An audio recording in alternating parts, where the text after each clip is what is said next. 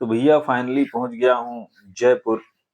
और महावीर ट्रेवल्स की गाड़ी से पहुंचा हूँ लखनऊ से। बढ़िया गाड़ी मिली थी, भारत बेंच की थी, स्लीपर सीट ली। टिकट जरूर महंगा था मगर आरामदायक था। 9.5 घंटे लगे जयपुर पहुंचने में लखनऊ से। तो साथियों नमस्कार, मैं दीपक शर्मा आपका स्वागत करता हूं अपने यूट्यूब चैनल दीपक जर्नी में।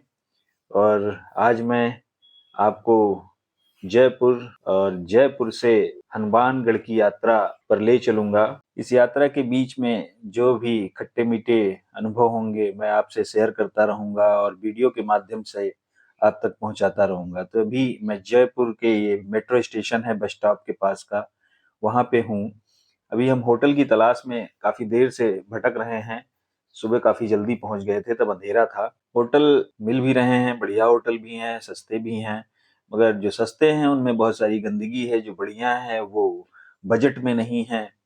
तो इसलिए दोस्तों ये कोशिश चल रही कि कोई अच्छा होटल मिल जाए। अभी हमको होटल एक मिल गया है बहुत देर ट्राई करने के बाद, जो ठीक भी है। लगभग 1000 रुपए का होटल है। 7 लोग आए हैं, कुछ साथी तो हमारे जयपुर रुक जाएंगे और हमारी भी एक टीम है जिसमें हम 4 लोग हैं। तो हम हनुमानगढ़ के लिए प्रस्थान करेंगे। बस भी हमने बुक कर ली है, लगभग हमारा 10:30 बजे की बस है। उसी से हम हनुमानगढ़ का सफर तय करेंगे। 8 से 8.5 घंटे लगेंगे बताया है हमें। तो हम अभी तो देख रहे हैं, आप देखिए यहाँ तो मेट्रो भी है और भीड़ भाड़ बहुत। सुबह का टाइम है, इतनी सुबह ही इतनी ज्यादा भीड़ भाड़ हो जा रही है। मतलब बिजी शहर है जयपुर। यहाँ पे तो मुझे कोई ऐसा इस जगह पे कोई उस तरह की खास चीज नहीं दिख रही है। बस में अब हम सवार हो गए हैं और अब हम चल दिए हैं हनुमानगढ़ की तरफ। तो ये सफर हमारा हनुमानगढ़ का है। यहाँ थोड़े देखिए कुछ बिल्डिंगें ऊंची ऊंची दिख रही हैं, खूबसूरत सी जयपुरिया स्टाइल में बनी हुई हैं। ये आपको ये ऊंची सी बिल्डिंग बहुत ही खूबसूरत दिख रही है। शायद बस में ही हूँ, जाम में लग गया है, स्लीपर बस लिया हूँ। ये जयपुर से निकलेगी, अभी धीरे धीरे करके निकल रही है। जयपुर भी बहुत विकसित हो रहा है। पिछले 5 साल पहले मैं 2019 में आया था, तो यहाँ पे काफी घूमा था। तब मैं ट्रेन से आया था, हमारा ट्रेन से टिकट बुक हुआ था। लेकिन अभी मैं बस से आया हूँ। बस भी बहुत अच्छी चलने लगी है। ट्रेन का पता किया, एक तो टिकट नहीं था, दूसरा क्या हुआ कि टाइम भी ज्यादा लग रहा था। कानपुर से मिल भी रहा था तो टाइम ज्यादा था, इसलिए सोचा बस ही ले लेते हैं। राजस्थान तो वैसे भी बहुत खूबसूरत है, मगर जिस रास्ते पे मैं जा रहा हूँ वहां पे इतना खूबसूरती है कि नहीं है पता नहीं है मुझे। हनुमानगढ़ भी मैं बहुत पहले आया था 2007 में, तब उतना ज्ञान नहीं था। देखिए कितना गजब का ये स्ट्रक्चर बना हुआ है, गेट बना हुआ है। यही तो खूबसूरती है जब। और समूचे राजस्थान की, राजस्थान तो वीरों का प्रदेश कहा जाता है साथियों। वीरान सा लगता है, मगर उस वीरानी में भी बहुत सारी खूबसूरती दिखती है। वो रेत भी बहुत खूबसूरत दिखती है जो यहाँ पे उड़ती रहती है। पेड़ों में भी वो चीजें नहीं होती हैं, मगर वो बहुत खूबसूरत लगते हैं। आगे आगे जो देखने को मिलेगा मैं आपको दिखाता रहूंगा। रेत ही रेत आपको दिख रही होगी, सड़क के किनारे ढाबे हैं बहुत सारे, और काफी मार्केट भी है। हनुमानगढ़ सुना है बहुत खूबसूरत तो नहीं है। देखिए यहाँ पे ये जंगल है, बबूल का जंगल है ये, और रेत भी है। देखिए इसमें ही खूबसूरती लोगों को नजर आती है। इसमें भी खूबसूरत, हरा भरा है ही नहीं, पूरा रेत ही रेत है, मगर खूबसूरत है राजस्थान। तो अब वो देखने में भी सुकून मिलता है, ये बात तो सही है।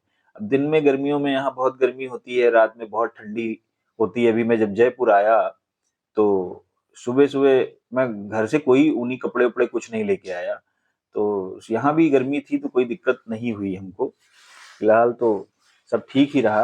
राजस्थान का सफर बहुत खूबसूरत होता है। इधर तो ज्यादा रेत नहीं दिख रही है, मगर जोधपुर, जैसलमेर, बाड़मेर की तरफ तो बहुत ही रेत है, और रेत में सड़कें जो हैं वो ढकी हुई होती हैं। जंगल एकदम सूखे सूखे से दिख रहे हैं, वीरान जंगल दिख रहे हैं, बहुत सारे पेड़ हैं। शाम के हमें लग रहा है 6 बज रहे हैं, और आप सूरज देखिए कैसे चमक रहा है, अपना लालिमा बिखेर रहा है। ये रेत आप देखिए, सब बहुत सारी टीले हैं, ऊंचे ऊंचे हैं, और एक का दुक्का पेड़ दिख रहे हैं। मतलब थोड़ी थोड़ी दूर पे पूरा भौगोलिक स्थिति इसकी बदलती जा रही है। कहीं कुछ दिख रहा है तो कहीं कुछ दिख रहा है। इस तरह की भौगोलिक स्थिति बदलती चली जा रही है। हनुमानगढ़ पहुंचने में अभी ज्यादा टाइम तो नहीं है, 1 डेढ़ घंटे में बताया है कि पहुंच जाएगा। मैंने देखा है यहाँ सब कुछ तो पैदा होता है। गेहूं की फसलें हैं यहाँ पे, और भी कई तरह के फसलें यहाँ हैं।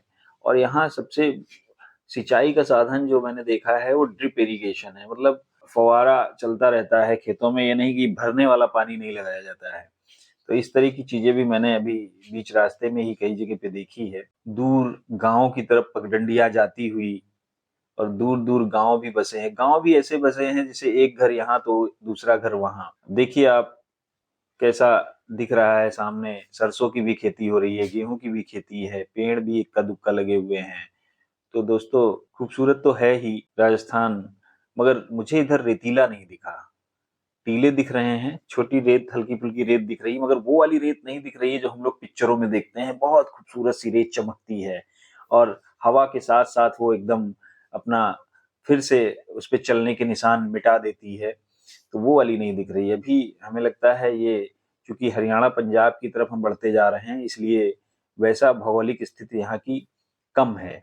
मगर फिर भी जो है वो अच्छी दिख रही है, थोड़ा बहुत तो रेत हमें दिख ही रही है। गाँव दूर-दूर दिख रहे हैं, घर बहुत दूरी-दूरी पे यहाँ पे हैं। जिस काम के लिए मैं जा रहा हूँ, अगर इस तरह से घर हमें मिलेंगे दूरी-दूरी पे तो बहुत दिक्कतें होंगी, क्योंकि हमको गाँव से, शहर से रिलेटेड ही काम करने हैं। उसी में मैं घूम भी लूँगा और आप लोगों को भी थोड़ा नहीं फिज़िकली तो वीडियो के द्वारा ही हम आपको दिखाएँगे। तो साथियों फाइनली मैं पहुँच गया जहाँ मुझे जाना था। हनुमानगढ़ की एक तहसील है नौहर, नौहर के पास एक गाँव है, ग्राम पंचायत का नाम है फिफाना। फिफाना में मुझे जाना था।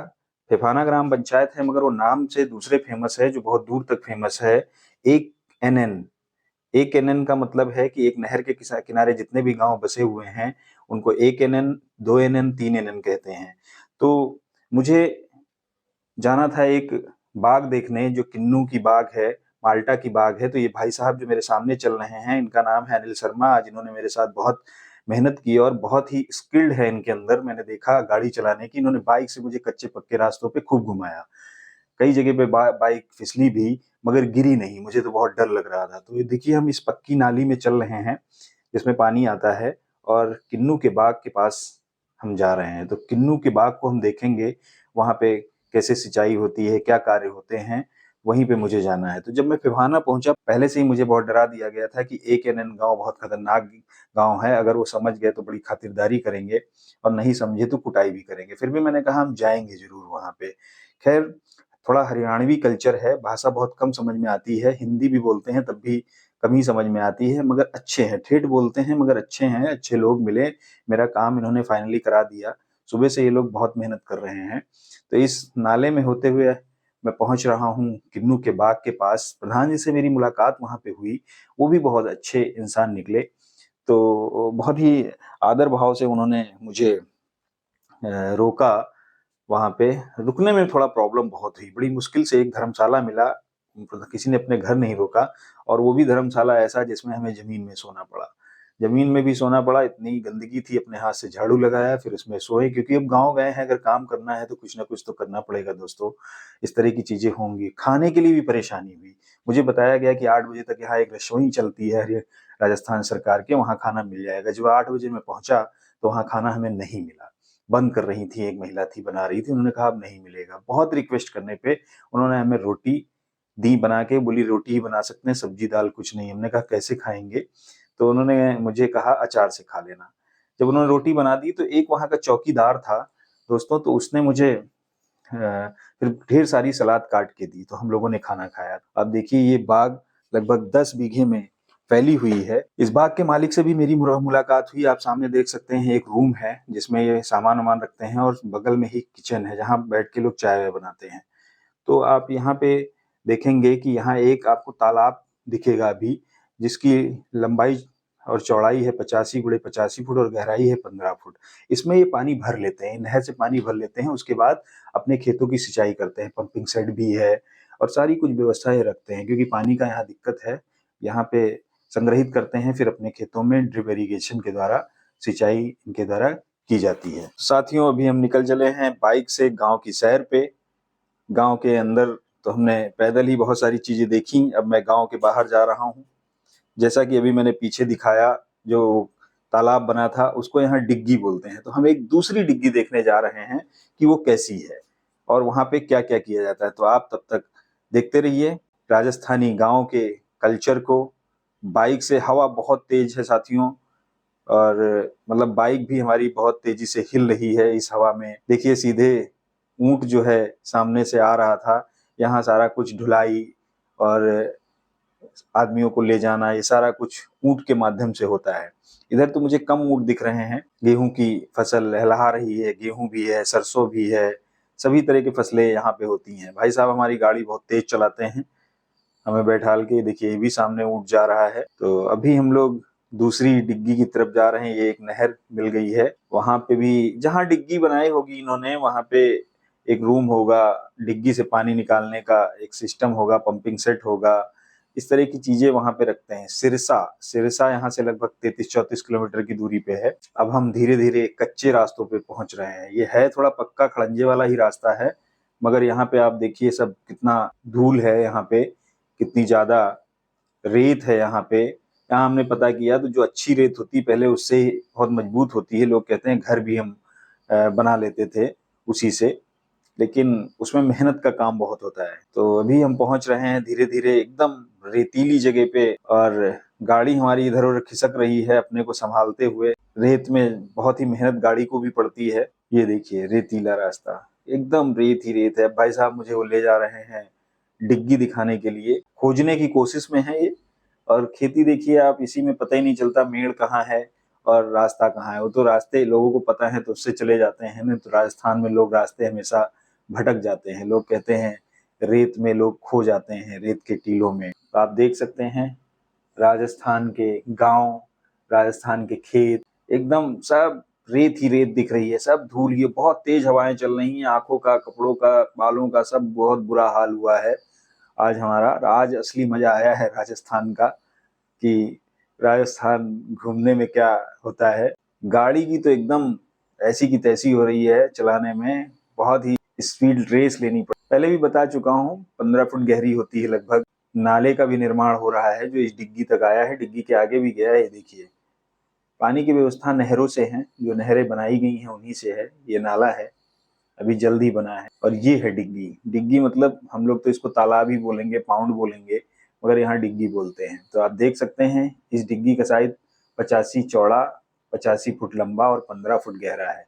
अभी ये नई बनी है, और इसको देखिए कैसे तारों से बांध रखा है। कोई जानवर अगर इसके में गिर जाएगा तो किसी को भी नुकसान हो सकता है, बच्चों को नुकसान हो सकता है, जानवरों को नुकसान हो सकता है। हमारे लिए तो एकदम नया अनुभव है, एकदम अद्भुत है। भाई साहब का तो ये रोज का काम है। पेड़ पौधे कहीं है ही नहीं, अगर छांव की जरूरत हो तो मिलेगी, बहुत कम छांव है खेतों में। गेहूं की खेती हुई है इसमें। कितना सुंदर राजस्थान है, रेत से भरा हुआ, बहुत सुंदर गांव है।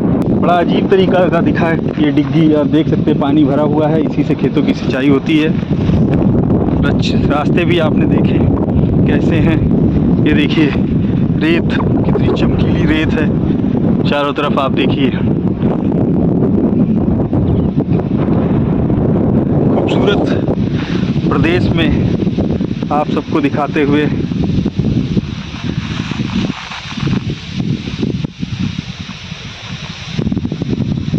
कई दिनों से यहाँ हूँ। मैंने सोचा आज एक वीडियो बना लूँ आप लोगों को दिखाने के लिए, घर वालों को दिखाने के लिए, क्योंकि लोकेशन अभी तक मैं शहरों में घूम रहा था, आज मैं गांव में आ गया हूँ।